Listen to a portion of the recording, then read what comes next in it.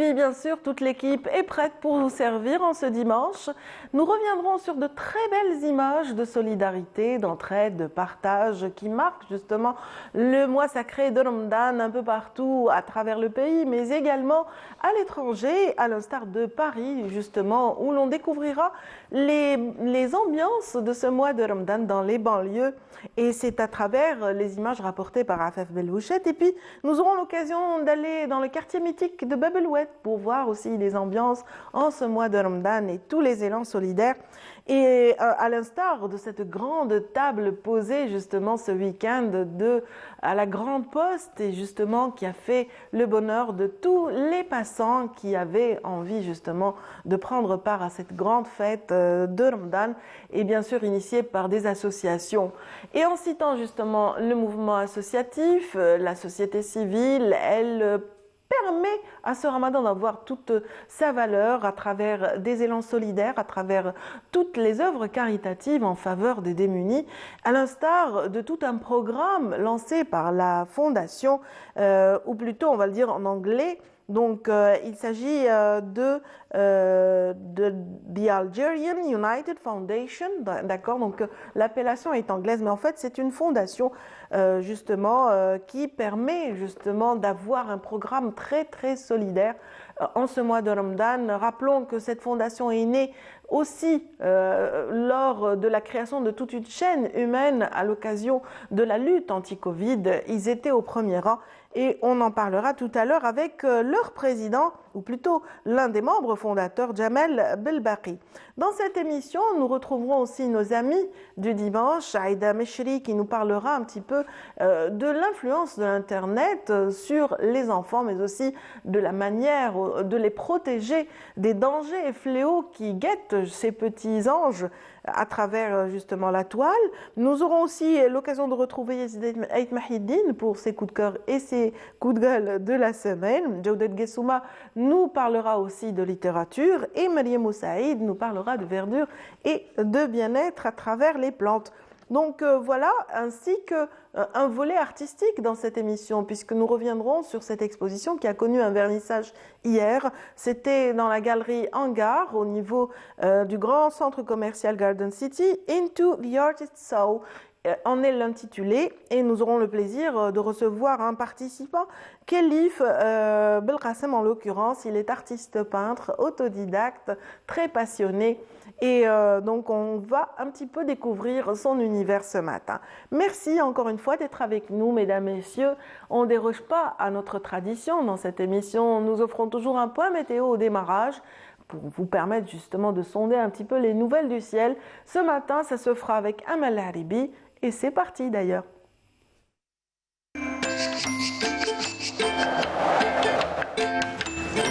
La météo vous est présentée par Mobilis. Mobilis, معاً نصنع المستقبل. Bonjour Amel. Bonjour Nadia. Ravie de te retrouver. Moi de même. Comme ça chaque va dimanche, oui, très bien. Ah, le week-end, c'était comment? Ça va. Ça va? Tranquille. Tranquille? Tranquille, ouais. Bah oui, la popote tout le temps. Hein. T'as mijoté de bons plats? Ouais, ça va, on peut dire. Oh, génial, super. Voilà, voilà. C'est trop dire. Hein. Elle travaille, nous donne la météo et puis elle fait plein de choses chez elle. Voilà, une grande sportive, une passionnée de musique. Voilà, je dresse un portrait ce matin de Amel Haribi. En tout cas, Amel Haribi, vous en savez beaucoup plus que moi sur la lecture des cartes. Qu'est-ce qu'elle nous révèle ce matin? Elle parle d'elle-même, je pense. Oui, un petit peu quand même. Je vois du soleil un peu partout. Un peu partout. Mais c'est le printemps, c'est encore heureux. Exactement, oui. Voilà. Merci de nous donner le détail, s'il vous plaît. Merci Nadia. Bonjour à tous et bon réveil. Eh bien, pour aujourd'hui, excepté de la brume matinale près des côtes ouest, également est du pays et vers les oasis, eh bien, le temps restera dégagé tout au long de la journée, d'ouest en est, également vers le nord Sahara, la Saoura, les oasis.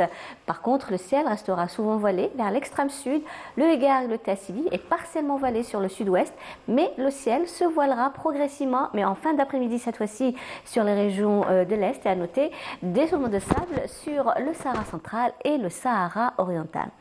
Les températures, quant à elles, eh bien, elles seront toujours aussi élevées sur les régions de l'ouest.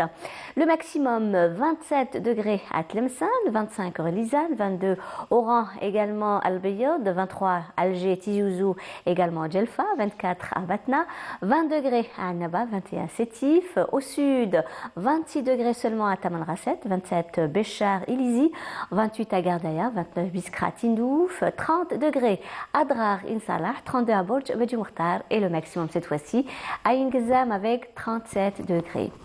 La mer aujourd'hui, eh bien, elle se montrera plutôt calme sur pratiquement l'ensemble des régions côtières, avec des vents qui varient entre 10 et 20 km/h. Sur les côtes ouest, et les vents seront variables, et 10 à 25 km/h sur les côtes centre et est, et les vents seront de secteur nord à nord-est. On va voir les prévisions pour aujourd'hui vers le nord de l'Amérique, où des nuages donneront des pluies du côté de Vancouver, Mexico et Miami, partiellement voilés à Montréal, Washington, Californie, du beau soleil à Dallas, également New York. Le mercure affichera 10 degrés seulement à Montréal, 11 à Vancouver, 17 à Washington, 13 à New York, 23 à Dallas, 26 degrés en Californie et le maximum cette fois-ci à Miami avec 29 degrés. Voilà, je vous retrouve tout à l'heure, juste après le journal télévisé de midi. Et d'ici là, passez une très très bonne matinée.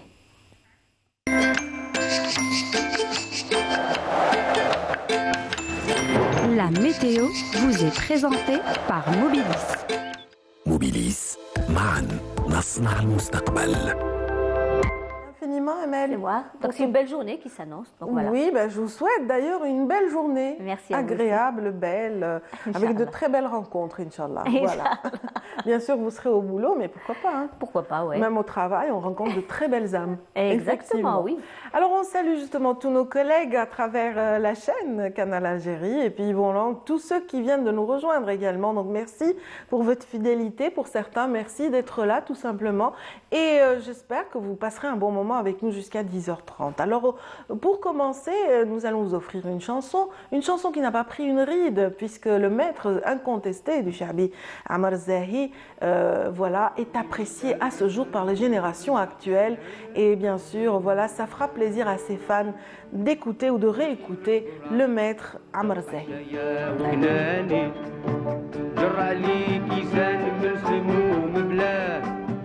حتى حرم قوتي والنوم جفاني انا سيلة مني بيدني بواه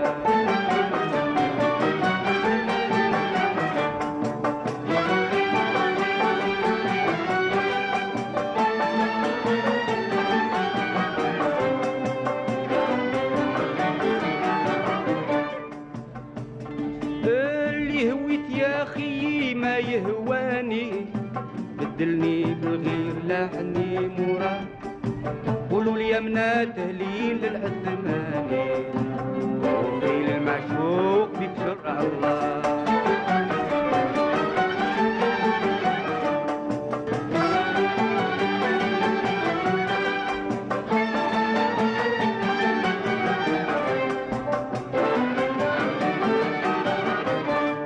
يا من درات الزور رصامي يا انا العقل من تخمامو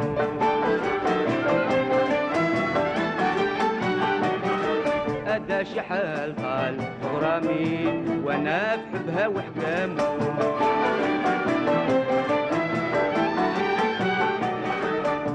نراه في اليقظة ومنامي مكسوب ليه صرت ظلامو لا مقابلة غير اليوم شفاني دخل عن عيبي تحملو ورضاه سكن داخلي وقهرني وجلاني ما نقدر نعتب للهوى شواه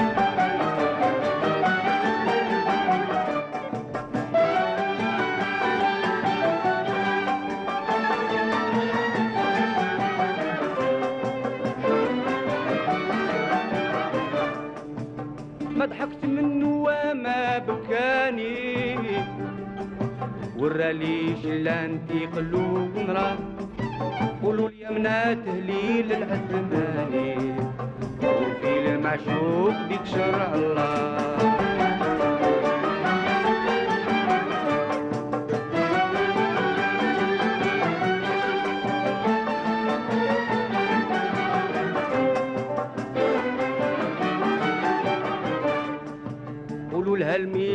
جراحي بنحبها اخلاقي جاح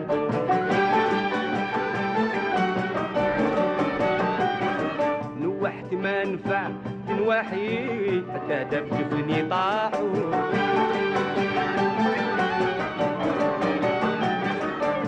ترى تصيب عقلي صاحي ترى يجسم جراحو بحر الهوى غلب بمواجو عن قرصاني قلب بسكوني يا فهيم فوق علاه بقيت فوق لوحة مالي عواني حمل الحب صعيب الصبر يقال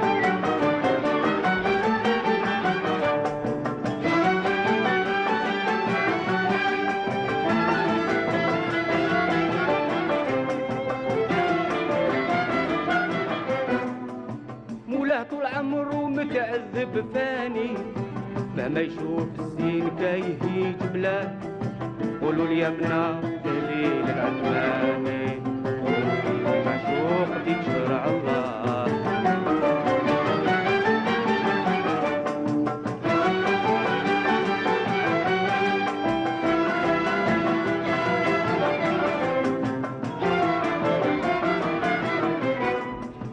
رسلت للغزال براتي مرسول لي مشى وثباتو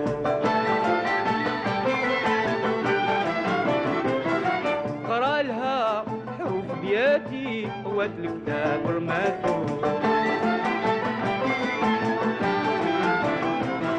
قالت له صوم سناتي بيا ما تفر بحياتو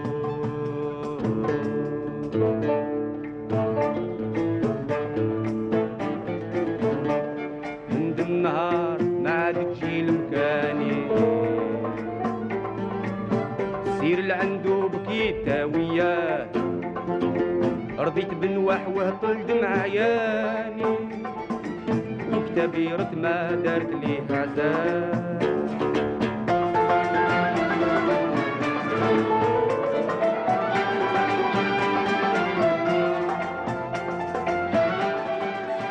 C'est le regretté Amar Zahi pour le bonheur des fans de Chabi ce matin. Alors, on est ravis de vous accompagner ce matin et de vous offrir cette séquence relative à la psychologie. Elle est bien sûr sous la houlette et la direction de Aïda Mchri. Elle vient de s'installer. On lui dit bonjour, bonjour. Quel plaisir. Ça va? Bonjour, Radia, bonjour. Oui, c'est un plaisir de vous retrouver chaque dimanche, Aïda. Merci, Aïcha. Voilà, j'imagine aussi que ces mamans sont très attentives, elles essayent d'écouter parce que souvent, vous orientez par rapport à l'enfance, la petite enfance, l'adolescence. Et ce sont des âges assez délicats.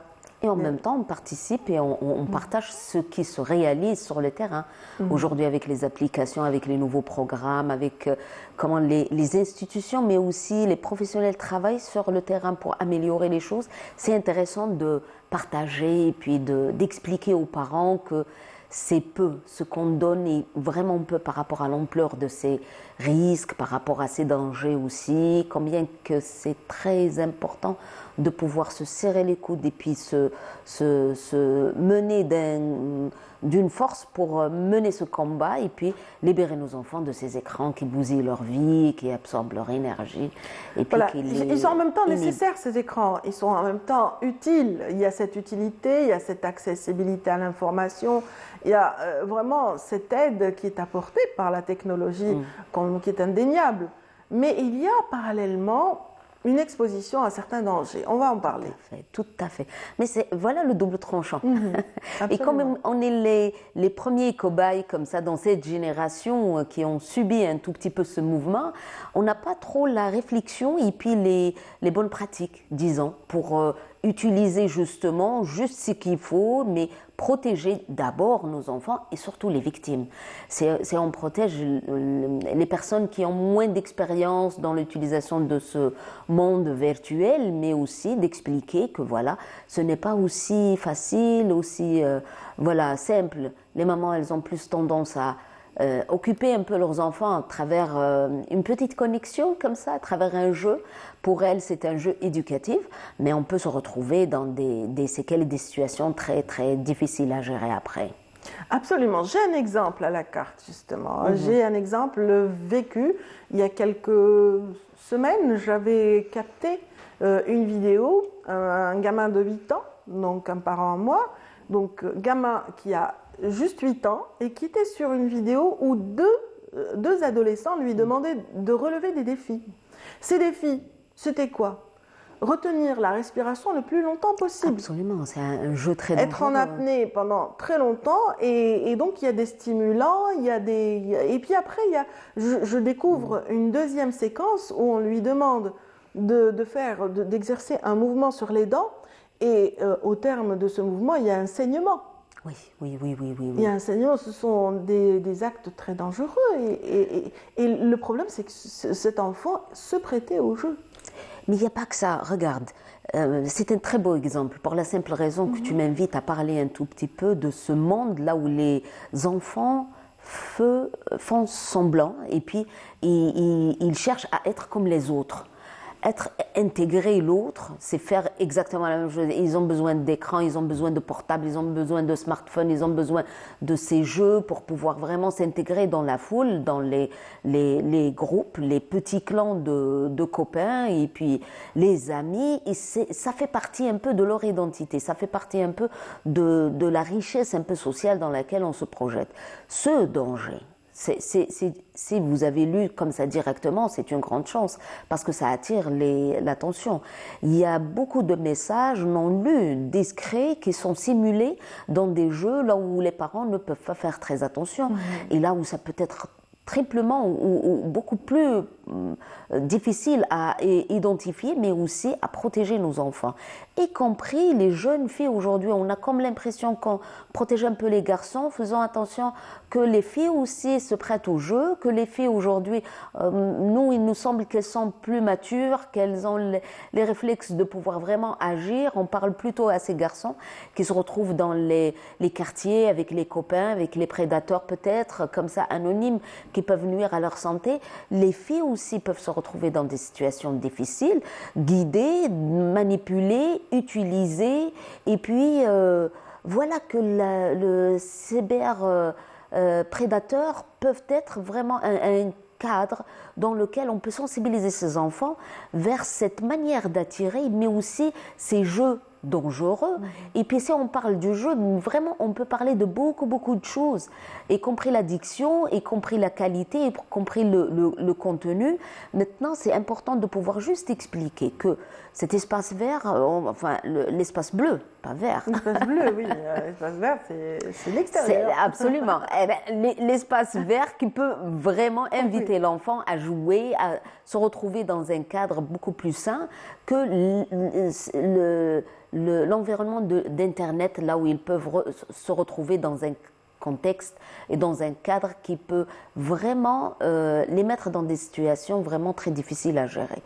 Aujourd'hui, ce qui devient très difficile, c'est un peu l'anonymat, c'est un peu les personnes qui se cachent derrière des profils, là où l'enfant peut naïvement se retrouver dans le jeu, dans l'échange et puis dans la discussion avec des personnes qui peuvent ne pas les connaître forcément, parce qu'il n'y a pas quelque chose qui peut nous présenter l'identité de ces personnes qui sont derrière. Ils peuvent se retrouver avec des gens beaucoup plus âgés qui peuvent vraiment les manipuler, mais aussi les obliger à commettre des choses beaucoup plus graves.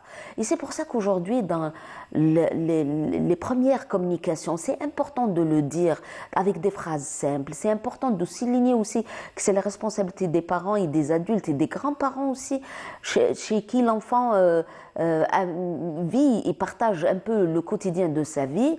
Laisser un ordinateur dans un espace ouvert au salon, c'était parmi les meilleurs conseils qu'on pouvait offrir, mais ça ne suffit pas. Il faut inviter les adultes qui l'entourent. Oui, parce qu'il y a une différence importante entre les grands-parents, par exemple, et les petits-enfants. Il y a un fossé en termes d'âge. Et donc, automatiquement, il n'y a pas cette habilité à comprendre la technologie, à comprendre un petit peu le fonctionnement de telle ou telle application. En revanche, voilà, il y a lieu d'utiliser certains outils qui sont un petit peu une protection, qui apportent la protection à ces enfants. Ça sera l'idéal. Mais aussi, aujourd'hui, ça ne suffit pas. C'est pour ça qu'il faut Le contrôle vraiment... parental?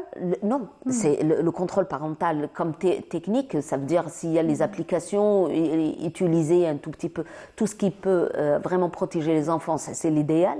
L'activer pour protéger les enfants, ça reste une formule, mais sauf que l'utilisation, maintenant les enfants ils sont tellement intelligents, ils peuvent glisser entre les programmes, ils peuvent utiliser des mails parce qu'il y a quelque chose qui peut être quelque chose qui peut les séduire, comme les jeux gratuits, comme les offres, comme un espace d'échange là où il y a quelque chose qui peut intéresser l'enfant et le séduire, ça peut attirer l'attention. Moi je dirais, trouver des phrases simples pour justement renforcer ce lien de communication entre les gens qui les entourent. Maintenant, connaître la technique et puis rentrer dans le monde virtuel et partager le vécu avec eux, ça c'est vraiment l'idéal. Leur permettre de comprendre qu'il y a des mécanismes et puis expliquer, ça aide énormément. Et puis ça reste aussi, comme vous le dites, c'est étape par étape et tranche par tranche. Ça ne suffit pas. Aujourd'hui, on a compris que ça ne suffit pas. Il faut revenir à ces mouvements, il faut expliquer tout simplement, expliquer à l'enfant que s'il n'y a pas mots-clés, si on donne les mots de passe, si on donne les photos personnelles, si on publie un tout petit peu naïvement des moments intimes, des moments où on est entouré en famille, ça peut nuire parce que ça, il n'y a pas l'option supprimé. Donc ça reste à vie. Et puis ça, c'est le profil dans l'échange futur, dans tout ce qui peut être relation familiale, les partenaires, comme dans le monde professionnel. Il suffit juste de cliquer, et puis on a tout le passé comme ça. Internet garde tout ce qui est données personnelles. Expliquer à ces enfants combien que ça peut nuire justement à leur histoire, à leur situation sociale, à leur bien-être, ça c'est vraiment, il faut le faire en douceur parce que ils sont tellement rapides et puis ils ont l'énergie, ils sont tellement rebelles et puis disqualifient tout, hein, pour eux il y a une baguette magique que les adultes qui les entourent, c'est non pas l'art et la manière pour mieux parler et puis les approcher doucement. Pour eux, ce sont des parents qui peuvent imaginer beaucoup de choses, qui sont à l'abri et voilà, ils sont bien protégés, intelligents, ils savent se protéger, ils ont tout compris. Moi, je crois qu'il faut vraiment trouver, il faut prendre le temps de trouver ces phrases. Oui. Est-ce que Aïda, avant de parler justement des phrases que pourrait avoir, est-ce qu'on peut alerter justement, parler un petit peu de ce que vous avez déjà, de par votre expérience, approché comme exemple qui illustre justement ces excès ou ces dangers déjà subis par les enfants chez au devant de la scène. Comme ça, rapidement, je dirais l'harcèlement. Tout ce qui est harcèlement, c'est quelque chose qui peut vraiment désqualifier, qui peut bouleverser la vie de ces jeunes. Disqualifier, vous savez, c'est des insultes, mais c'est des moqueries, c'est des situations là où ça disqualifie vraiment la personne. Ça peut toucher son estime de soi. Et puis, on reçoit surtout les personnes victimes de ces harceleurs qui sont là à les étiqueter par des noms, par des comportements, par des situations comme ça, en donnant en contrepartie des photos personnelles, en faisant de l'échange et du chantage pour gagner de l'argent. Moi, je dirais, les femmes, les filles, les jeunes filles, victimes justement de cet harcèlement, peuvent être vraiment un meilleur exemple pour expliquer à ses parents combien que c'est dangereux, combien que c'est difficile. Parce que l'enfant, nous, adultes, on a ce recul et on a cette maîtrise de pouvoir se protéger. Disons, on a la maîtrise, plus ou moins. Mais vous savez très bien qu'une petite remarque peut nous rendre la vie très toxique. Alors, c'est un enfant qui est juste dans les premières phases de développement. Il construit déjà son identité avec son estime, il se projette dans un monde là où il le voit parfait et idéal. Se retrouver justement avec ses lectures, se retrouver avec ses situations. On a eu des situations très complexes. Là, on peut retrouver des passages à l'acte suicidaire, on peut retrouver des décrochages scolaires parce qu'ils ne veulent pas revenir dans ce contexte scolaire, même s'ils sont intelligents, ils ont tout ce qu'il faut. Mais il y a quelque chose qui décroche ces enfants. c'est très important de pouvoir de revenir et d'expliquer que ce sont des prédateurs derrière ce réseau qui peuvent vraiment utiliser les enfants, surtout dans le jeu. Souvent, quand ils ne gagnent pas la partie où il y a quelque chose dans la rivalité, dans l'échange, ben les moqueries, il y a quelque chose comme ça qui clash rapidement et puis ça peut être dangereux pour une bonne construction. Mais après, vous savez, l'arnaque, elle existe un peu partout. On peut retrouver vraiment des programmes là où ils peuvent vraiment attirer l'enfant pour le séduire dans l'utilisation, dans ces programmes, dans ces échanges. Moi, je dirais. Alors, on a comme l'impression qu'il joue, qu'il est là, on est protégé. C'est la responsabilité des parents de pouvoir vraiment suivre à travers une parole comme ça, partager, expliquer dans tout ce qui peut être protection, dans l'identité, l'anonymat, les mots de passe, tout ça, et faire des exercices, des simulations, mais aussi creuser un tout petit peu et voir avec qui mon fils échange, voilà. Surtout s'il a une liste de une centaine de personnes. Il faut vraiment avoir un regard sur son contenu. Absolument. Effectivement, absolument, voilà, absolument. On fait les petits espions, mais c'est pas grave, c'est pour la bonne cause. Il faut accompagner justement, et être là et ne pas le laisser seul. Voilà, il faudrait l'aider à arriver justement à cet accomplissement de soi, à justement cette identité, à cette personnalité. Tout Après, ben, il voguera tout seul. Absolument. Mais aussi, la bonne phrase, c'est de l'inviter à parler de ce qu'il a réalisé sur Internet. Comme ça, il va se projeter et partager avec ses parents et ça sera vraiment l'idéal de ce qu'on peut offrir à nos enfants. Merci infiniment, Aïda. Merci, Rabia. Rendez-vous est pris la semaine prochaine. Inch'Allah. Merci, passez une excellente journée. Merci à vous. Excellente journée à tous ceux qui viennent également de nous rejoindre. Et puis, si vous êtes du côté de Paris, ben, on va tout de suite faire un petit bond. Traverser un petit peu, aller vers la deuxième rive de la Méditerranée pour sonder justement les ambiances de ce mois de Ramadan dans les banlieues parisiennes. C'est dans ce reportage qui est signé Afaf Belhouchet. Depuis quelques années, ce restaurant de grillade à Sainte-Geneviève-des-Bois ferme ses portes au mois de Ramadan. Pourtant, dans les cuisines, on s'active au quotidien. C'est un restaurant solidaire. Le concept consiste à préparer des repas à peu près 240 à 260 repas par jour. Grâce aux dons les associations et grâce aux dons aussi, surtout à notre communauté qui est en masse ici en France. On sait très bien que les sociétés maintenant s'appauvrissent de plus en plus. Donc il y a des gens qui n'avaient pas les moyens de se faire à manger, etc. Les étudiants, les réfugiés, les familles seules, les femmes seules plutôt. Et les mosquées aussi nous appellent pour leur préparer. On leur prépare et on leur donne. En effet, les petites mosquées dépourvues de cuisine dans les normes n'ont plus le droit de préparer les repas sur place, comme ce fut le cas il y a quelques années pour cette petite mosquée qui a démarré ce mouvement de solidarité dans les années 90. On a commencé à solliciter de l'association Femmes dans la Cité, donc il y avait les sœurs, eh bien ils ont commencé à faire les repas. Au départ, on a distribué, on pensait faire quelques temps, on a distribué 3 fois par semaine. Très vite, on a eu 40. 50, 60. Ils m'ont dit, viens nous faire le couscous, venez nous aider. J'ai dit, pas de problème, comme j'habitais juste à côté, je suis venue et on a commencé à faire le manger. Moi, personnellement, je fais que du couscous. Et les autres, ils font la chorba, des briques, des trucs de tagine, tout ça. Depuis, ces femmes bénévoles se retrouvent dans le restaurant de Bilel, aux côtés d'autres bénévoles qui les ont rejoints au fil des années. Et ça nous fait énormément plaisir. On est une famille, on est des frères, on est des volontaires, chacun aide avec ses moyens. En fait, on a une grosse équipe de 20-25 personnes, mais ça tourne toute la semaine. Il y en a qui viennent plus le week-end, d'autres qui viennent plus en semaine. Il y en a qui préparent en début d'après-midi, qui préparent la salade, après qui s'en vont. Il y a une autre équipe qui vient en fin de journée pour faire les barquettes et faire les livraisons. Des bénévoles, mais aussi de nombreux donateurs musulmans, comme ce boucher. Ce qu'il a besoin. Voilà, on s'occupe de nos frères aussi, les plus démunis. Il faut tout Ramadan, comme pour passer le Ramadan comme nous, quoi. Voilà.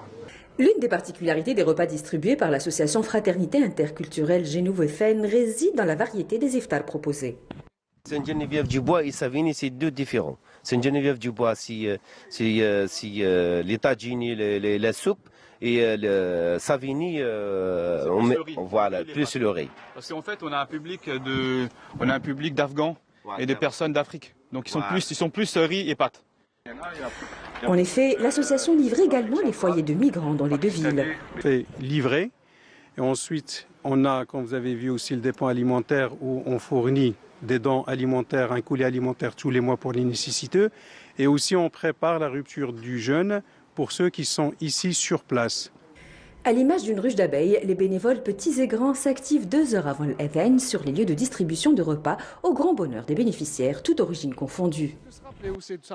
C'est un geste vraiment bien, généreux dans ce mois béni. Et en tout cas, cette mosquée de Saint-Geneviève-des-Bois, c'est une très belle mosquée.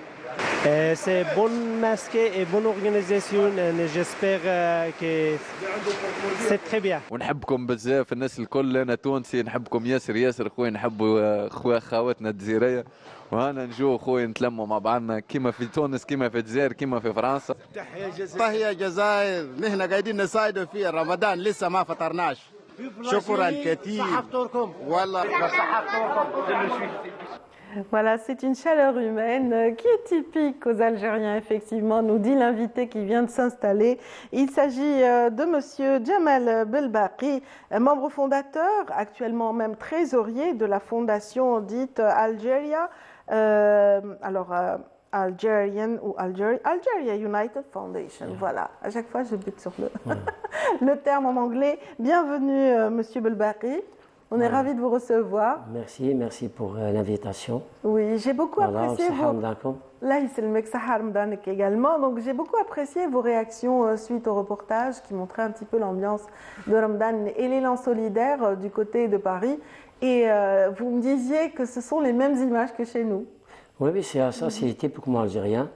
L'Algérien, là où il part, il laisse ses empreintes. Absolument. Donc, on emmène aussi ces belles traditions, des traditions d'entraide, de l'écoute aussi aux plus démunis, offertes aux plus démunis.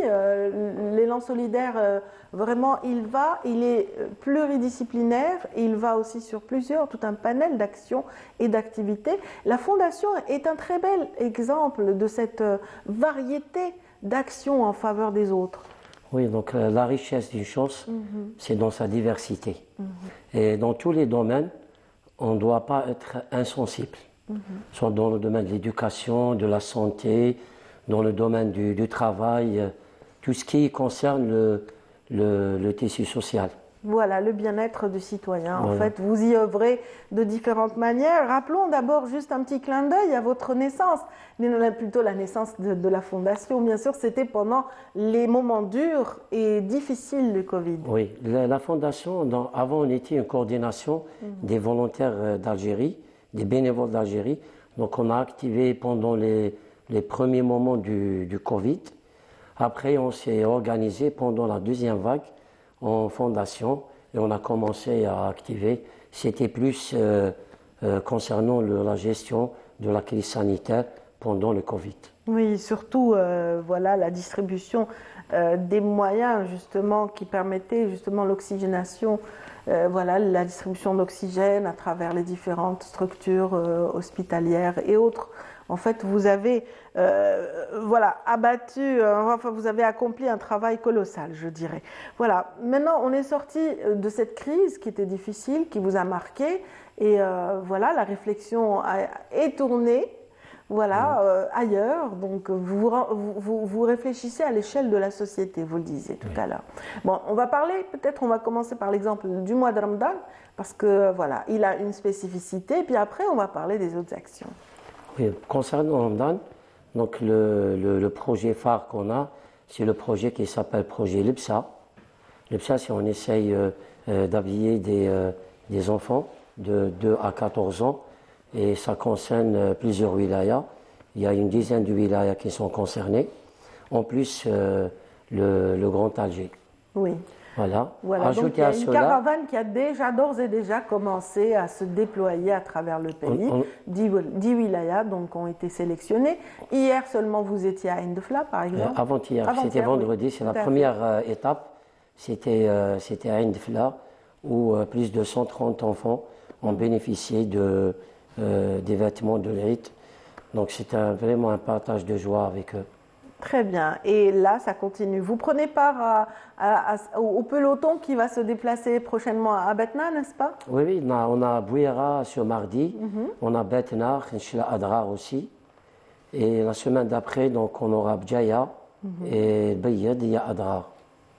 Voilà, Adrar ou vraiment Adrar en particulier qui va bénéficier d'un très beau projet.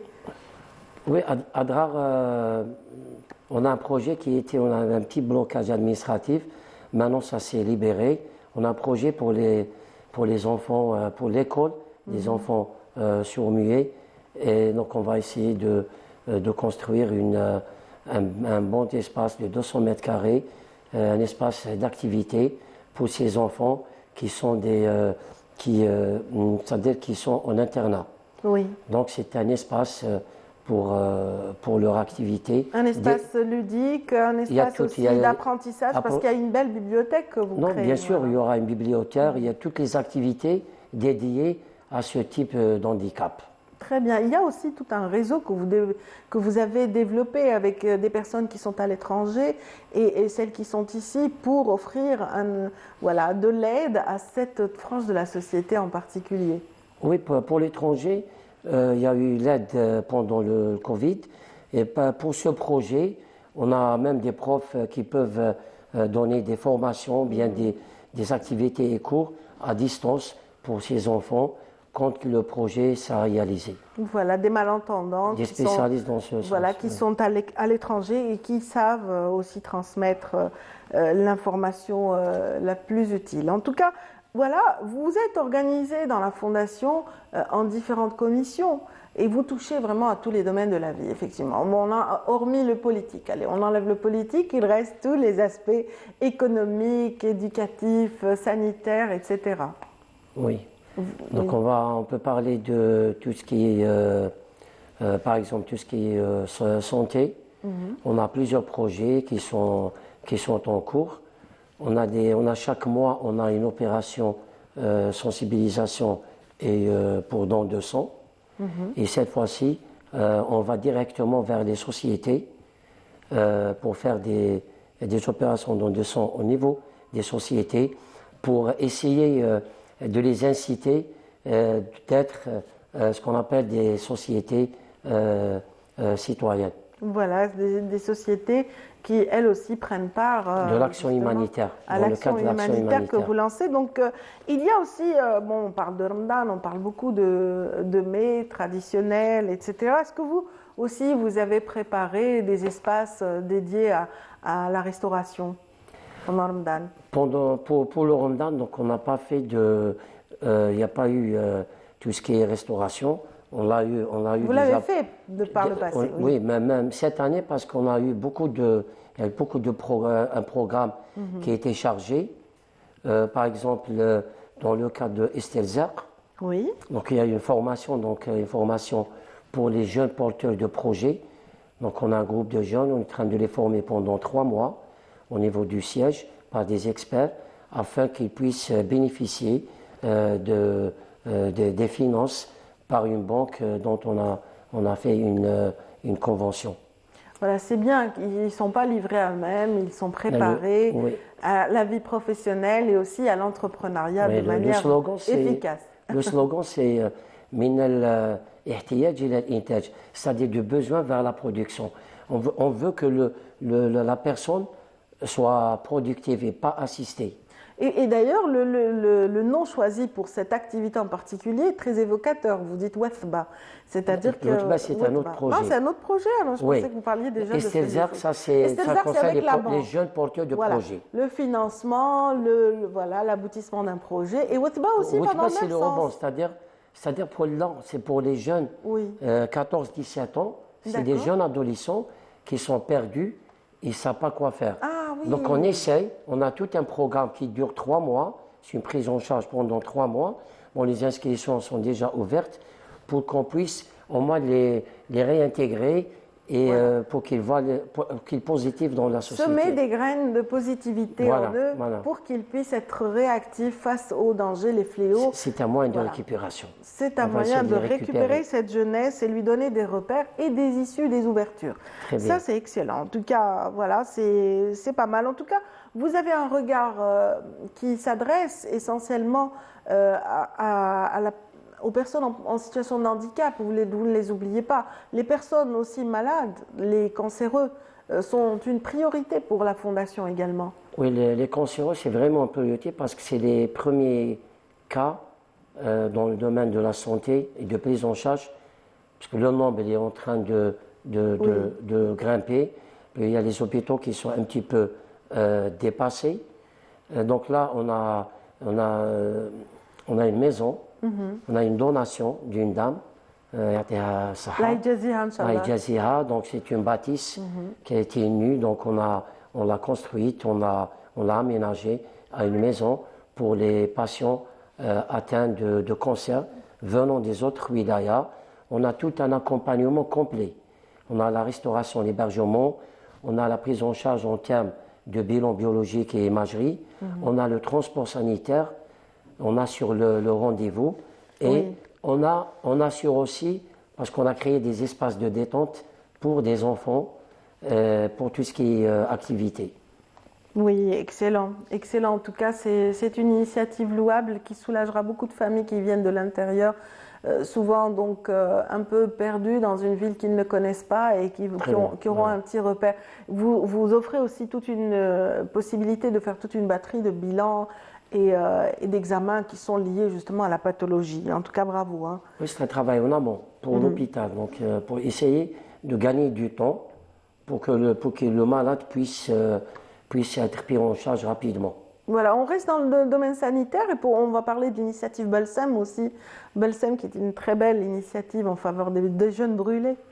Balsam, c'est le terme, c'est-à-dire ça rentre dans la cicatrisation. Remède, cicatrisation. Balsam, donc c'est la prise en charge des enfants brûlés. C'est des accidents domestiques.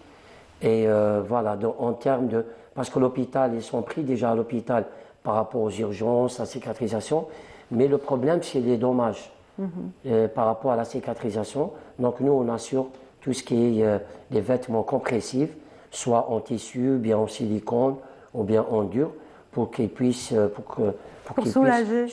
Pour que les brides de cicatrisation vont être effacées et réduites. Voilà, excellent. Hein.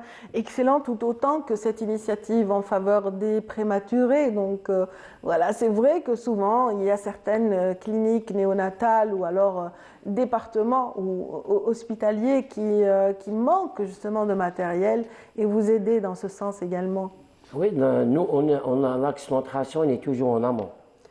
Par exemple, si on a dans une wilaya, là où il n'y a pas, à défaut de couveuse, si on a un préma avec une détresse respiratoire, donc il y aura un problème. Donc on a ici déjà, on a couvert 7 wilayas du pays par des couveuses neuves. Des couveuses qui vont sauver des vies, des couveuses qui vont apporter une graine d'espoir à toutes ces mères et ces parents donc, qui sont en détresse, souvent dans les zones enclavées un peu plus que dans les grandes villes. Parce qu'on a accès sur ça. Oui, voilà donc un petit peu, ça c'est dire un petit peu tout le panel donc, qui est offert à toutes ces personnes qui sont dans le besoin et à qui vous avez pensé et, en étant tout un groupe de bénévoles. Vous êtes au nombre de combien à la Fondation? Pour les bénévoles, on a plus de centaines de bénévoles, mais c'est des bénévoles qui ont été choisis sur inscription, donc selon le profil, pour qu'ils puissent s'intégrer dans des projets. Voilà. D'accord. Pas forcément dans le domaine médical. Non, parce que vous, c'est vrai que vous êtes dans le dentaire, dans la médecine dentaire, mais ça ne veut pas dire que toute la composante de la Fondation vient de là. Non, on a toutes les domaines, parce qu'on a tout ce qui est communication, sociale, tous les domaines, selon les besoins et les projets. Très bien. Donc le projet le plus éminent, donc c'est Keswa. Kessoua, voilà. Kessoua donc continue vraiment de se préparer pour l'Aïd. Donc on continue aussi de recevoir les dons. Et j'imagine que vous avez peut-être un appel en fin de parcours à lancer par rapport à cela, à cette action en particulier. Donc pour les personnes qui peuvent ramener au niveau du siège, c'est à Mohammedia, des vêtements neufs, donc ils peuvent les ramener. Pour les personnes qui sont hors wilaya, nous avons une société de transport qui l'achemine gratuitement, donc ils peuvent le déposer au niveau du site de cette société. Ils peuvent nous contacter pour leur donner le nom de la société pour qu'ils puissent nous l'envoyer. Sinon, ils peuvent venir au niveau du siège, déposer leurs dons ou bien notre compte bancaire pour qu'on puisse au moins honorer les dépenses. Voilà, et si on a envie, voilà. De plus de 2000 objectif d'habiller 2000 enfants. 2000 enfants. D'habiller 2000 enfants. On vous souhaite en tout cas d'aboutir et de réaliser un petit peu cet objectif. Pour de plus amples informations, allez sur la page de Algeria United Foundation. C'est bien comme ça que ça s'intitule. Donc c'est une page qui vous permettra d'avoir le détail de toutes les activités, parce qu'elles sont nombreuses, on n'a pas été exhaustif, on n'a pas énuméré le tout, on n'a pas cité tout ce qui se fait au sein de cette fondation extraordinaire qu'on a été ravis de présenter aujourd'hui ce matin à travers la présence parmi nous de Djemal Belkadi, qui lui est membre fondateur et actuellement trésorier de la fondation. Donc voilà, je salue à travers vous toutes ces âmes charitables, je salue à travers vous toutes ces belles âmes et voilà, qui ont un petit peu le cœur sur la main et qui offrent le meilleur de leur énergie et de leur temps à ceux qui en ont besoin. Bravo en tout cas. Comme ça, merci. Qui sait, peut-être qu'après ce passage, il y aura, voilà, la famille va s'agrandir, il y aura d'autres bénévoles qui vont vous rejoindre. On l'espère en tout cas. Voilà. On est à Alger. Alger vit au rythme d'un festival qui est très apprécié. Aujourd'hui, il coïncide avec Ramadan. Ramadan qui met en relief justement tous les chanteurs de Chabi chez nous. Et bien sûr, le Festival national de la chanson Chabi le fait tout autant. Et bien sûr, cette fois-ci, on est ravis de cette coïncidence pour cette 12e édition. Soirée inaugurale pour le Festival national de Chabi a été couverte pour Canal Algérie par Lamia Bedbouda qui nous en fait le compte-rendu. Et c'est parti. Les férus de Chabi étaient nombreux ce soir au Palais de la Culture pour le retour du Festival national de la chanson Chabi. Cette 12e édition sera dédiée à la mémoire du regretté Cheikh Aziz Raïs. Elle rendra aussi hommage au Cheikh Abdelmajid Meskoud.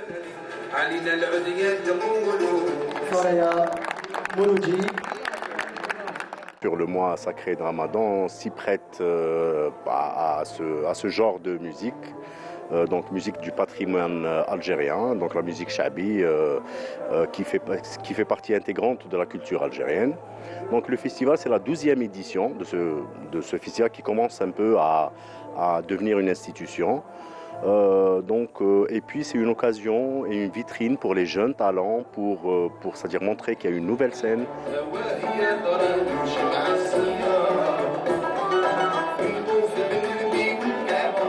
16 candidats se disputeront les 3 premières places. Ils seront jugés par d'éminents cheikhs et chercheurs. M. Bendamash, qui est commissaire du festival, on nous a mâché un peu le travail. Nous avons une liste avec tous les critères qu'il faut pour juger ses concurrents, à savoir d'abord la voix, la prestation, surtout Chabi, le mizan. Le rythme est très très important, la mémorisation du texte et aussi la maîtrise du texte.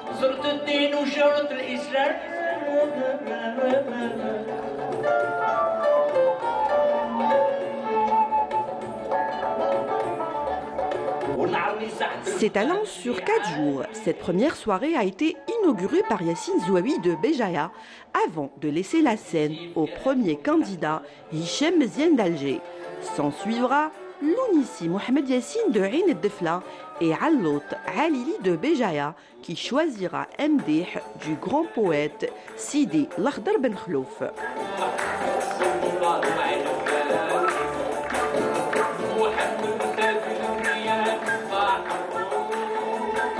On va participer d'une manière inchallah باش نكونوا parmi les lauréats ولو برانسيب على كل حال باش الانسان كما نقولوا حنا نحافظوا على الموروث الشعبي. سيدي الخضر بن خلوف رحمه الله سي ان غران بوات على كل حال. محمد تاج الانبياء مصباح الروح صلى الله على التوامي صلى الله عليه وسلم. حضرنا الماستر كلاس، بدينا الماستر كلاس صافي ان موا. درنا الماستر كلاس، قرينا عند الاساتذه تاع شعبي، الناس اللي سبقونا ومدوا لنا كما يقولوا الحكمه تاعهم، مدوا لنا وش يعرفوا هما، عطاونا. Bouache Ibtihel Ghofran, la seule voix féminine du concours qui, elle, choisira de rendre hommage à l'artisan du succès de nombreuses stars de la chanson shabi, Mehboub Safarbati.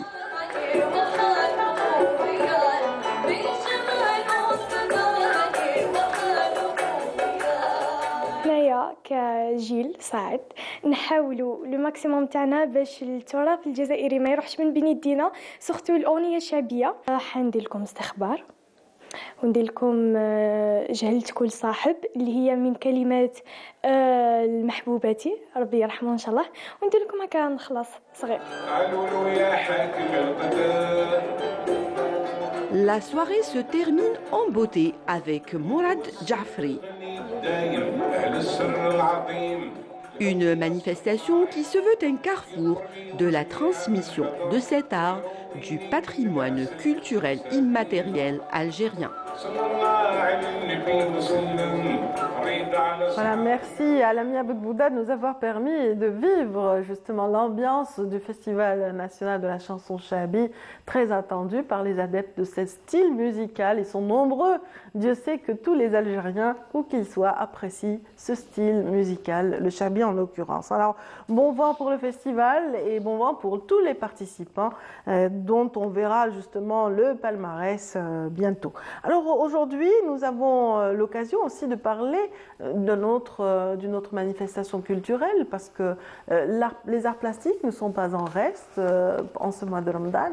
Plusieurs expositions ont vu le jour, à l'instar de celle qui est abritée actuellement par l'espace Hangar, donc cette galerie tenue par Amel Mihoub qui nous a habitués à découvrir ou faire découvrir de jeunes talents, donc à l'instar de cette brochette d'artistes qui participent à cette exposition en particulier.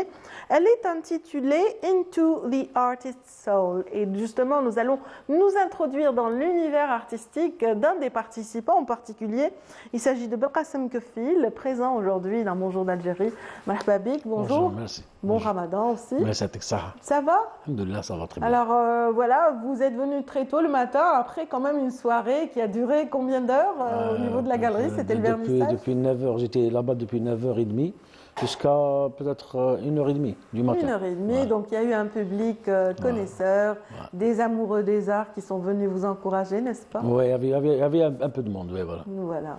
C'est vrai que Ramadan permet aussi les sorties culturelles et voilà, c'est des sorties aussi familiales parfois qui permettent aussi aux artistes de respirer, d'aller à la rencontre de leur public. Ouais. C'est intéressant pour vous aussi, j'imagine, le partage. Oui, c'est vrai. Ouais. Ça permet c'est-à-dire de rencontrer le public et de partager cette expérience artistique avec eux. Voilà. En tout cas, on est ravis de vous avoir ce matin. Belkacem Kefil, pour rappel, vous êtes autodidacte. Et ça c'est très noble, pouvoir faire une carrière et démarrer sa carrière en solo et voilà, se frayer un chemin parmi les artistes en ayant débuté tout seul. Oui, mais j'ai une petite différence de perspective par rapport au terme autodidacte. C'est un peu philosophique, mais en réalité, on ne peut pas apprendre l'art. C'est-à-dire on peut apprendre la technique. Mais si on a peut-être. l'esprit artistique qu'on a, si on ne l'a pas, on ne peut que le développer, c'est ça. Donc autodidacte, peut-être, je ne me vois pas comme un autodidacte, je me vois comme une personne qui a du talent naturel, qui l'a développé, qui a su le développer, c'est tout. Oui, Donc, mais il y a une grande partie des artistes qui sont autodidactes, hein, qui n'ont pas fait des écoles d'art, mais qui ont, comme vous dites, le don en eux. La passion. Qui ont la passion, qui ont des idées à transmettre, parce que l'art, c'est un véhicule, voilà, c'est un vecteur de transmission de toutes ces pensées et de cette vision de notre environnement ou de notre société. Voilà, c'est pour bien sûr enrichir la société, et c'est-à-dire de faire élargir son horizon, quoi.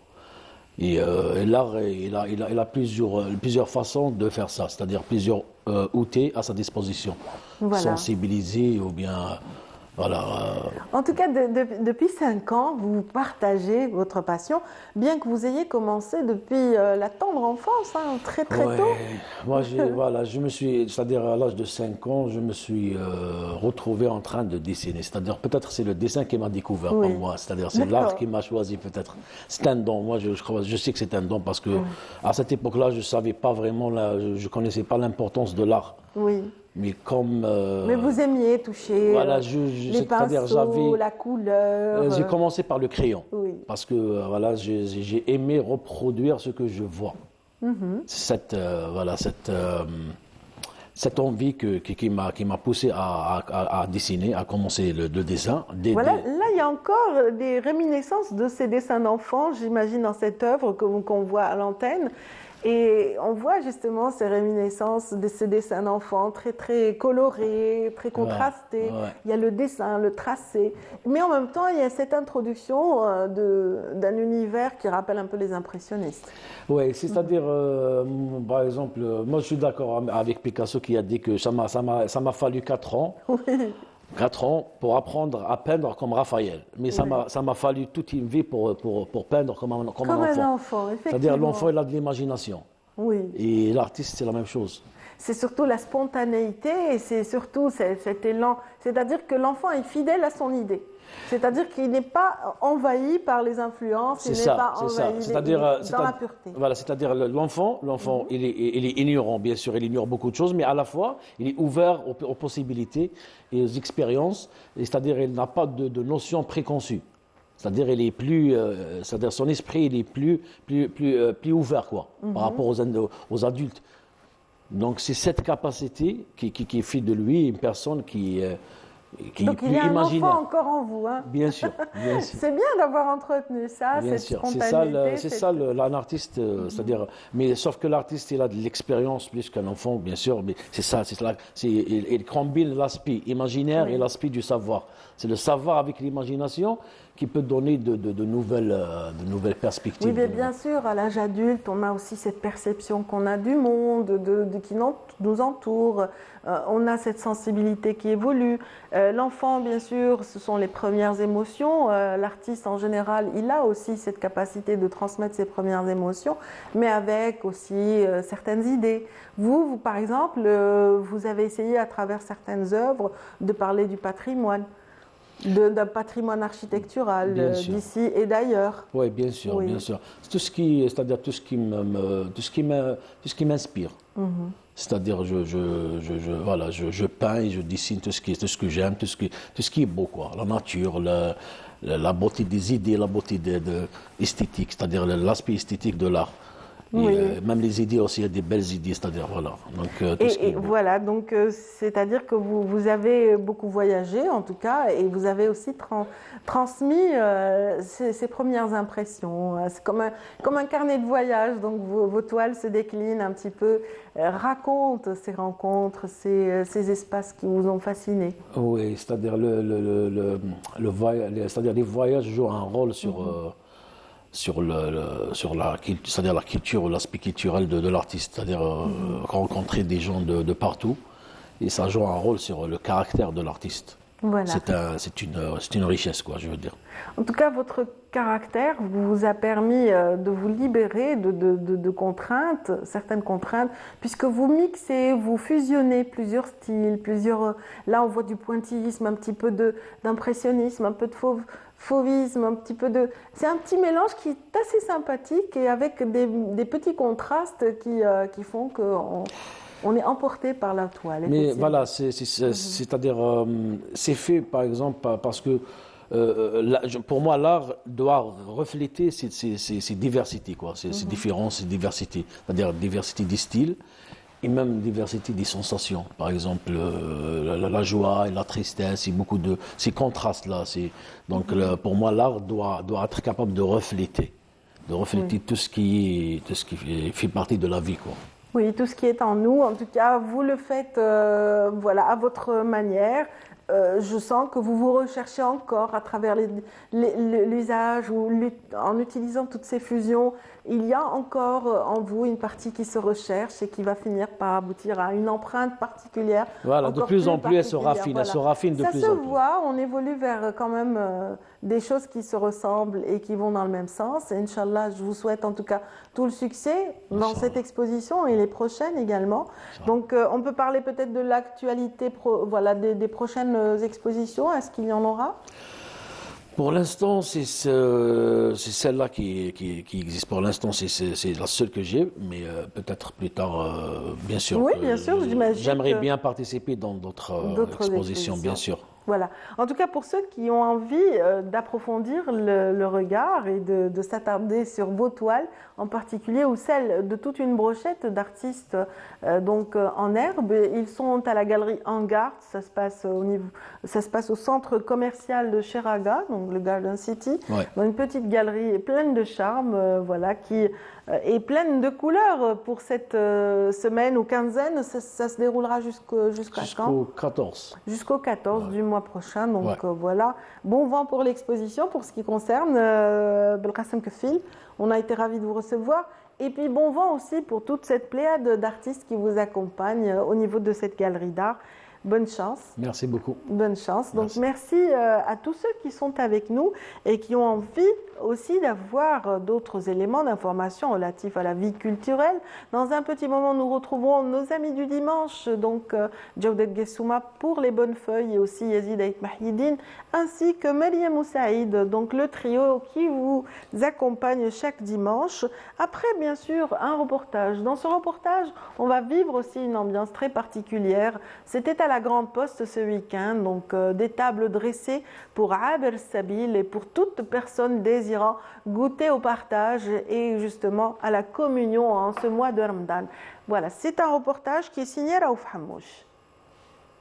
Alger vous invite à sa table. Et pour le coup, les Algérois ont répondu présents pour ce mégaftor. Ils sont venus de tous les coins de la capitale, même des autres villes, pour rompre le jeûne lors d'un iftar collectif. Selon les organisateurs, près de 2000 personnes étaient sur place. La mairie d'Alger Centre n'a rien laissé au hasard. Une table géante a été dressée sur environ 500 mètres en partant de l'avenue d'Idouche Mourad jusqu'à la Grande Poste. C'est la première fois, vraiment, je vois qu'il y a des tables de la fac centrale jusqu'à la place Odin. On est très émus, c'est magnifique.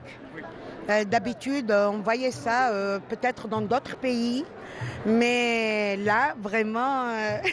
Et je suis très contente, je suis très, très émue. Et mes enfants, ils m'ont dit, maman, mais vraiment, c'est la plus belle ville du monde. Moi, je vois juste que le peuple est uni. Parce qu'on est tous là en train de... sommes tous en train de manger, d'accord ? Et on remercie les autorités locales, parce qu'il faut le faire. Ça ne coûte pas rien.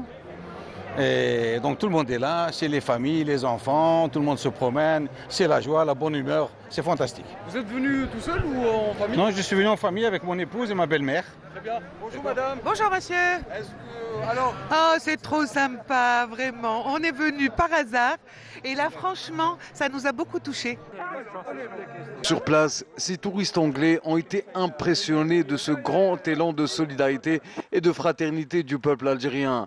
Ils ont tenu à saluer cette initiative.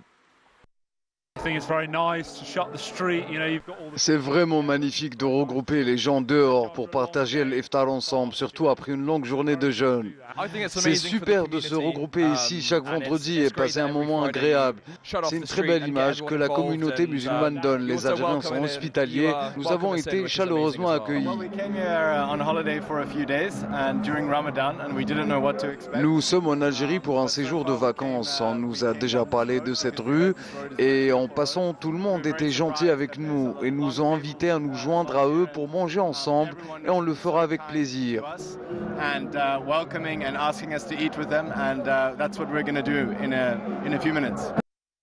Nous sommes à 1 heure de la rupture du jeûne. Le rythme s'accélère. Les bénévoles, très nombreux pour l'occasion, étaient vêtus de différentes couleurs selon la tâche assignée à chacun d'entre eux.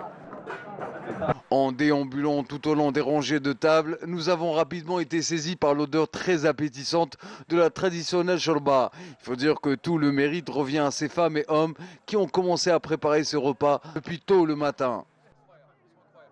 Depuis 10h du matin, placé au Tawabel, c'est très bien organisé. On manque de rien. La nourriture est chauffée les chapiteaux et on sert à manger chaud pour tout le monde. Et nous avons répondu présent à l'initiative de la maire d'Alger qui nous a demandé de participer à la mise en place de ce ftor géant qui est juste magnifique et un succès incroyable. Vous êtes fatigué Franchement, non, je ne ressens pas la fatigue. On est tellement heureux de voir des sourires sur le visage, voir des enfants se réapproprier les espaces publics. On a besoin de rendre hommage à notre ville est belle et on a besoin de le lui rendre. 19h19, c'est l'appel à la prière du Maghreb, un moment tant attendu par tout le monde. Une participation considérable, faisant ressortir les valeurs du peuple algérien, le tout dans une ambiance conviviale et bon enfant. 10 minutes après la rupture du jeûne, et spontanément, des centaines de jeunes commencent naturellement à danser dans une ambiance purement algérienne. Voilà, purement algérien, c'est vrai, une ambiance qu'on aime. C'est ainsi qu'on aimerait voir Alger vivre tout le temps. Cet été, j'espère qu'il y aura des manifestations similaires qui nous permettront de voir une capitale très vivante. Et bien sûr, nous allons parler de cette capitale, nous allons parler aussi de l'actualité culturelle avec nos amis qui viennent de s'installer. Bonjour. Bonjour. Ça va Yazid? Ça va et toi? En forme? Oui, ça va. Ça va, bon, ouais, bien ça sûr. va. Ça va. Est-ce que l'un de vous a pris part à ce tour qu'on vient de voir? Non. Bonjour Mariam. Bonjour Radia.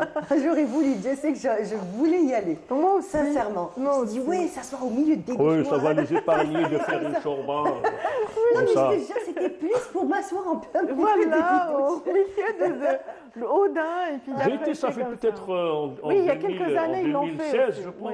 Oui, ils l'ont déjà fait. Oui, j'ai été en 2016. J'imagine l'ambiance doit être magnifique. Oui, ضربت واحد 5 بوراكات. Oh là là, il a compté. C'est que c'était bon. Ça devait être oui, bon. c'était bon. Mais c'est bon, on salue toutes les mains qui se sont joints aux organisateurs et qui ont aidé à la réussite de ce bel événement, en tout cas qui a marqué la capitale, Alger. Alors, on commence par Djaoudet ce matin. D'accord, très bien. Les dames vont attendre. C'est pas grave. Toutes mes excuses, mesdames. Voilà, Malice. Et c'est aussi un apprentissage du vivre ensemble, voilà. Comme a dit Mandela, être libre, ce n'est pas seulement se débarrasser de ses chaînes, c'est vivre d'une façon qui respecte et renforce la liberté des autres. Donc Nelson Mandela. Justement, le vivre ensemble en paix en 2023, donc il y a le CCU, le Centre culturel universitaire, qui va organiser pour le 16 mai, parce que la journée du vivre ensemble, c'est le 16 mai. Ouais.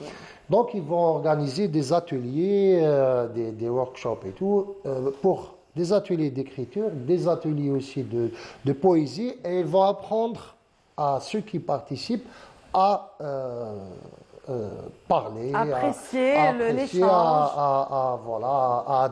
à déclamer la poésie et les textes qu'ils vont écrire. Donc voilà, donc c'est un appel qui est lancé à la participation des jeunes écrivains. C'est aussi CCU Hammani, rue Hammani, donc ccuhammani@gmail.com pour la préparation. Et il y aura une exposition et il y aura un vernissage le 13 mai.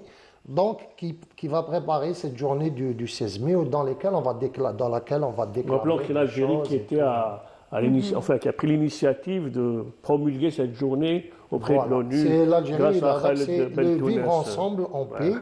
Donc avec avec Cheikh Bentounes, entre autres, la première initiative à Oran était très belle. Voilà, donc il y a des principes qui sont, par exemple, les jeunes auteurs peuvent s'inspirer de la solidarité, les différences culturelles et religieuses, la diversité, le handicap, la tolérance, le travail coopératif, le respect de toute personne humaine, la préservation de la nature, etc.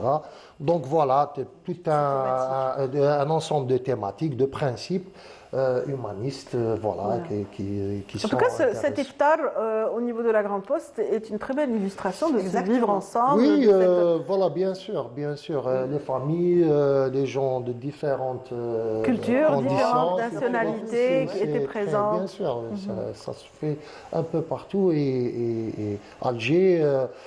où les grandes villes, ces grandes villes qui peuvent accueillir, doivent revenir à cette vocation justement du vivre ensemble. Les villes rassemblent en réalité, donc voilà, important. Là, il y a un petit retour aussi sur les ouvrages un peu. On est en plein Ramadan, n'est-ce pas? Est-il utile de le rappeler? On est tous assommés. On est tous en train de regarder en pixels. On a dépassé le 15e. Et donc, bon, je pensais que c'était le 10e jour aujourd'hui. Voilà. Non, nous avons dépassé le 15e. On est au 15e déjà. Ça passe vite quand même. C'est bien.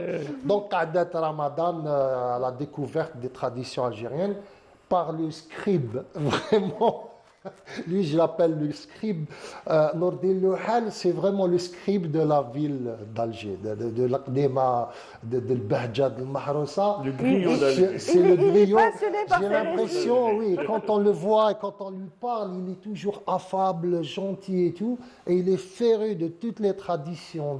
Il a parlé des fontaines d'Alger, il a parlé des saints, il a parlé voilà. Et donc là, il nous ouvre, nous, avec un ouvrage. Il a parlé des contes, de ça, et là c'est un ouvrage sur les traditions du Ramadan c'est tout un corpus, c'est toute une activité. Il y a la nourriture, tout se passe autour de la nourriture, autour de la spiritualité, même le bouqalat, les contes, les jeux.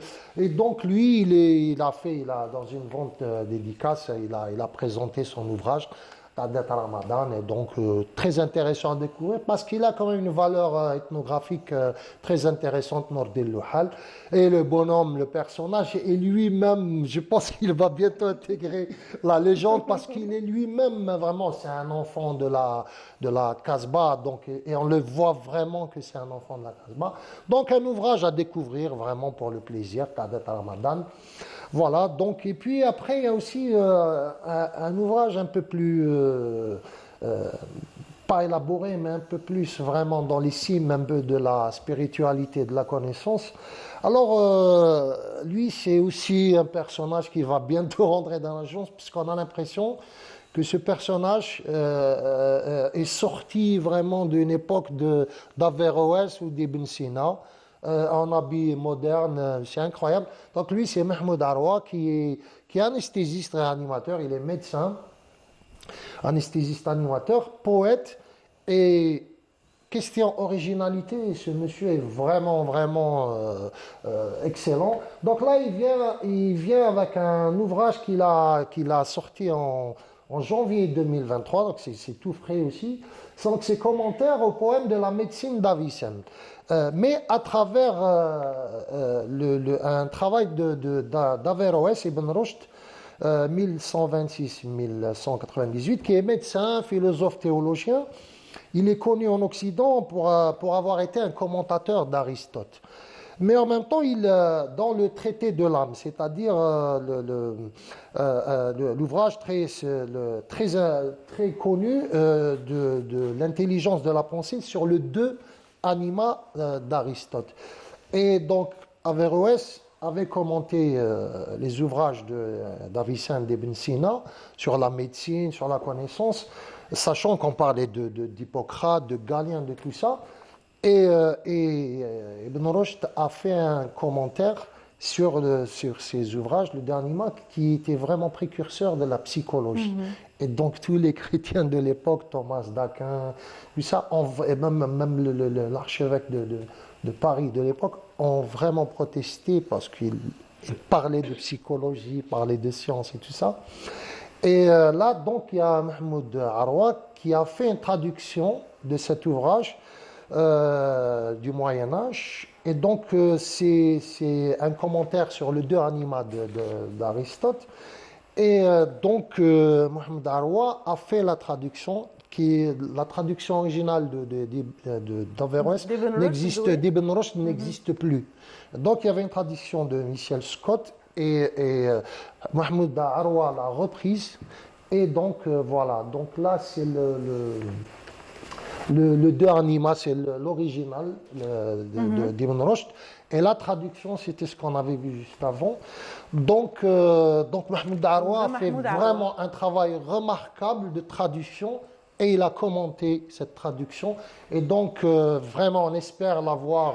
En principe, les éditeurs, les libraires vont le ramener. Donc, on l'aura, c'est un commentaire sur le dernier anima c'est le fils de Arwa qui était... d'Ahmed Arwa, qui était médecin et donc théologien. Animateur d'émissions télévisées. Et ils ont donc beaucoup produit. Mahmoud Arwa, son fils, a aussi beaucoup produit d'ouvrages sur les grands penseurs et savants musulmans. Il a travaillé sur un savant algérien qui était médecin et tout. Et donc, tous ces livres sont un peu liés, sont vraiment porteurs de sens. Donc, très intéressant à découvrir. Plus le côté artiste de Mahmoud Arwa, qui a fait des recueils de poésie et tout. Et là, il nous prépare Staten Island, une histoire d'amour entre un homme et une femme depuis 1000 ans, qui sont séparés de 1000 ans et qui vont après donc savoureux à découvrir. 1000 ans, il y a 1000 ans de différence entre eux. Voilà. Et je vous laisse j'ai un peu le pitch, mais je vous laisse le mystère de cette. Donc vraiment à lire à tout prix et voilà. Et donc il transcende le temps et les époques. Donc Mahmoud Arwa. Par exemple, son père a beaucoup travaillé sur les greffes. Donc on a besoin de scientifiques, théologiens, scientifiques, tout ça. Et donc, vraiment, ce sont des personnages de grande utilité. Question théorie, Mahmoud Arwa, avec ce qu'il a produit comme livre, il y a beaucoup de découvertes où on sait qu'on a des savants algériens qui étaient de haut niveau, et voilà, etc., etc. Et donc, c'est très intéressant à découvrir. Donc, voilà, le dernier anima, quand même. Voilà. Merci, c'est très intéressant. C'est très intéressant. Merci à Mahmoud Arwa et à ceux qui produisent du sens. L'affiliation de la science. En fait. Voilà. Oui. Effectivement, donc voilà, nous arrivons justement à l'étape où vous allez nous faire découvrir. Oui, moi, ce sera un hymne à la science, puisqu'on a parlé toujours d'intelligence artificielle, et que cette intelligence artificielle... finalement, on a parlé de ChatGPT 4, etc.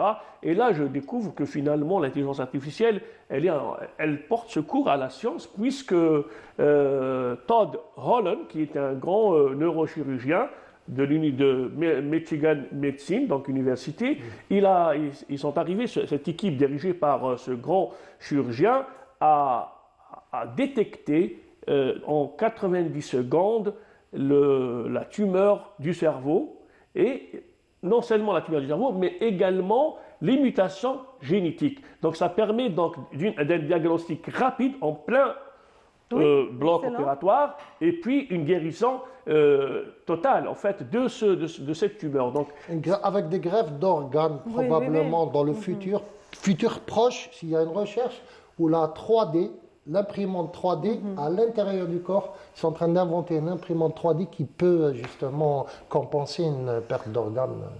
Donc ça, c'est les merveilles, c'est les miracles de l'intelligence artificielle. Le côté positif. Voilà. Et puis également la firme pharmaceutique Moderna, dont on a parlé, Moderna, au moment du Covid, etc. Le Covid, ils étaient en avance. Et là, en fait, c'est pour développer d'ici 2030 un vaccin du cancer. Et un vaccin également pour les problèmes de cardiologie. Des arrêts cardiaques, etc. Comment prévenir en fait ces maladies. Et c'est cette firme qui est Moderna qui a développé en fait tout un processus pour tous les malades du cancer et des attaques cardiaques vont en fait trouver cette panacée qui est ce vaccin qui va être développé d'ici 2030. Donc les études sont là. Et puis même par rapport à l'intelligence artificielle, il y a un travail titanesque dans ce domaine. Et puis, je voulais dire que, revenir un peu sur ce qu'a fait le Todd Holland, qui est neurochirurgien de Michigan University. En fait, ce système de visualisation de ces tumeurs s'appelle Deep Glioma. Ce Deep Glioma permet une meilleure visualisation donc de la tumeur et comment la détecter et la traiter à temps, parce qu'il arrive à la détecter en 90 secondes. Et puis nous allons en espace pour parler d'Arabie Saoudite, parce que la première femme arabe et musulmane qui va s'envoler dans l'espace, elle s'appelle Rihanna Barnaoui. Rihanna Barnaoui, donc elle va d'ici, je pense, le mois de mai, elle sera la première femme cosmonaute arabe qui va s'envoler, bien sûr. Elle est au bord de la Station spatiale internationale ISS. Et il y a une deuxième femme aussi qui va aussi la rejoindre, je pense, dans 2 mois. C'est Myriam Firdaus. Donc elle va avoir vraiment... Elle a les pieds sur terre, elle veut les garder. Oui, elle Firdaus en fait. Myriam El Firdaus qui va... Voilà. Quel joli nom. Voilà. Retour sur terre pour y aller à Béchar en Algérie pour voir que cette semaine il y a eu découverte de 3 sites préhistoriques du côté de Knedsa. C'est à 30 km de Knedsa dans la région de Minesba. Donc il y a eu une découverte d'un site de lettres en Tifinagh qui remonte à 1000 ans avant notre ère. Et puis le deuxième site, c'est à Chebka, donc à 8 km de Knedsa. Il s'agit donc de dessins gravures de éléphantides, de bovidés et rhinocérotidés. Donc voilà. Et la troisième, c'est la période islamique. Il y a eu en fait des découvertes du côté de l'Ahmar, donc à 8 km du nord-est de l'Ahmar. Donc l'Ahmar, c'est du côté de une localité de Béchar, pas loin de Knedsa. C'est un cimetière la période islamique composé de 7 tombes et tumulus. Donc, et puis le 17 mai prochain, il y aura une signature d'une convention entre le CNRPH et le laboratoire du patrimoine Tahari Mohamed de l'université de Béchar, en fait, pour un peu encadrer en fait le travail des fouilles, etc. au niveau de la région de... Voilà.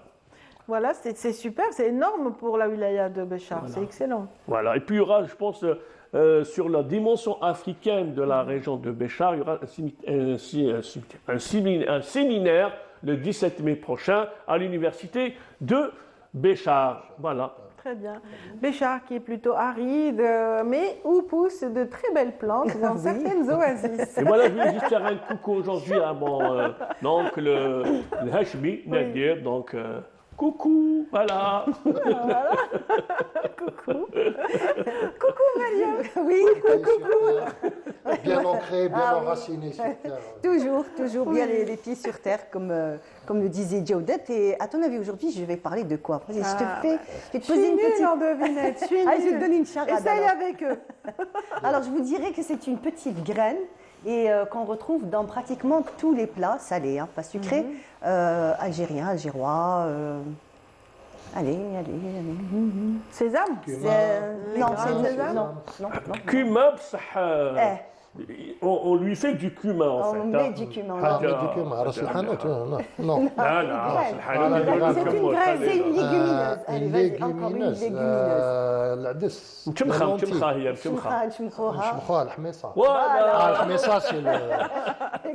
a été citée par Ziryab, qui l'avait ramené, parce que Ziryab faisait des chroniques culinaires aussi. Il ne faisait pas que de la musique. Les gens le connaissent plus pour la musique, et il a beaucoup parlé. Et j'ai l'impression que ce soit Ziryab qui l'a entré en Andalousie. L'ahmessa. C'est comme la panacée. Question nourriture, c'est comme la panacée. L'ahmessa, c'est tout. Enfin, je pense que vous savez mieux que moi. Dans l'art culinaire algérien, elle est présente. Elle est présente. Extrêmement présente. Exactement. Donc, incontournable. J'aurais pu. Ça, ils ont trouvé avant toi. Radia. Et donc, voilà. Donc, voilà, aujourd'hui, je parle de cette légumineuse, du pois chiche qui a vraiment séduit tout le Maghreb, le Moyen-Orient aussi.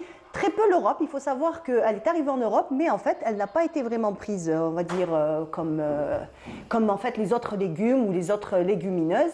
Mais hélas, c'est une erreur. Pourquoi? Parce qu'en fait, le pois chiche est un légume très, très, très riche, en fait, qui a beaucoup, beaucoup de valeurs nutritionnelles. On sait maintenant, étant donné qu'il y a la tendance végane, voilà, en fait, il y a végane et d'autres, enfin, plein de panoplie. À l'exploiter, parce que voilà, végétalien, végétarien, végane, voilà.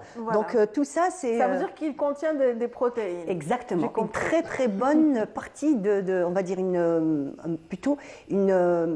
comment dire ça? Alors ça peut couvrir un quart de besoin en protéines d'un être humain par jour. Donc c'est vraiment très très intéressant.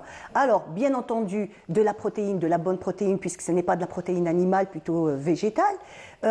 Et pas rien que ça, il faut savoir aussi qu'elle est riche en tout ce qui est fer, cuivre, elle a énormément. Donc le pois chiche renferme énormément de cuivre. Il faut savoir que le cuivre est très très important pour toutes les personnes qui ont de l'anémie. On sait très bien qu'elle est un composant pour faire l'acide folique, et cet acide folique qui est nécessaire pour toutes les personnes qui souffrent d'anémie. Voilà. Alors donc protéines, une panoplie de minéraux, une panoplie aussi de vitamines. Alors c'est chose qui est extraordinaire, en fait, elle renferme pratiquement toutes les vitamines B. Donc on a la B1, B2, la B6, la B9, en petite quantité, mais en fait elles sont présentes dans ce petit pois chiche. Et pour finir, bien entendu, les fibres. Qui dit les fibres, de la bonne fibre végétale, donc il va... Mais il y a une tradition à l'Est de manger comme ça un bol le matin. De pois chiche. De pois chiche, oui. Un bol. Ahmessa de Guzit, c'est connu. Dobara aussi, c'est excellent. Donc voilà. Non Ahmessa بالكمون. Oui. Un truc le grand classique des lycéens qui n'ont pas beaucoup d'argent.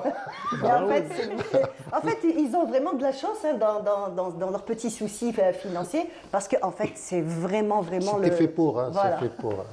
Mais il y a quand même des bienfaits qui sont avérés, effectivement. Effectivement. Alors, la petite différence entre le garanteta et le pois chiche quand on le cuisine, en fait, il donnera moins de ballonnement. Donc, le pois chiche, quand on le met dans le couscous ou dans les plats et tout, donnera moins de ballonnement que la garanteta. Pourquoi? D'où le kmoun, pour atténuer justement. Exactement. Donc, toujours associé kmoun au pois chiche, généralement.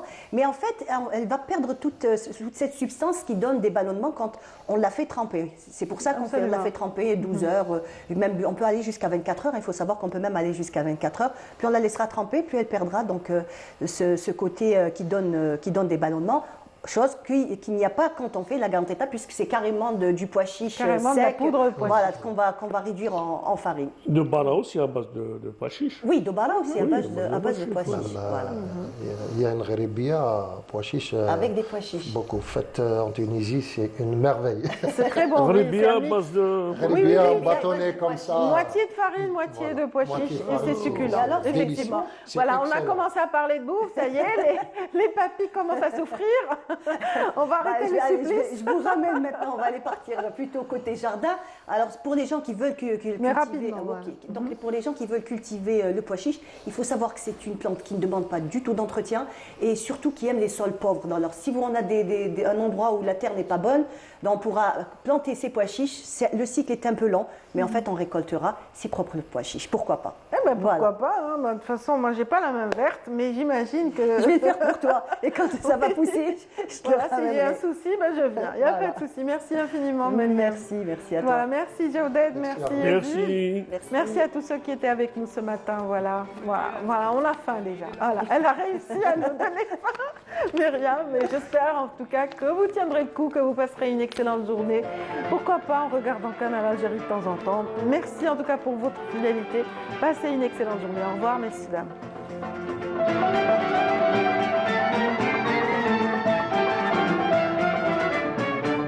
في الحين قلت يا مرسولي كيف نوح ورجع ليها شقالها وكون فضولي لابد حاجتك تقضيها روح لها وعود ولي وانا بشارتك نعطيها ولا العلك والفي بالاخبار التالي نقرخرص الباب صابها